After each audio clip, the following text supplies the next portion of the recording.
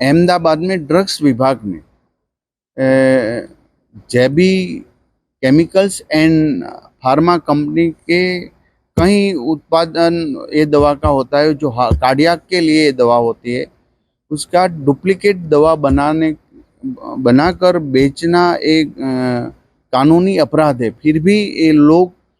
30 जगह पर हमने हमारा अधिकारी ने छापा मारा तो वहाँ ये दवा मिली है डुप्लीकेट, यानी कि कंपनी की डुप्लीकेट, कोई स्टैंडर्ड कंपनी का डुप्लीकेट दवा बना रहा है। तो उसका जांच करने के लिए लेबोरेटरी में भेज दिया है और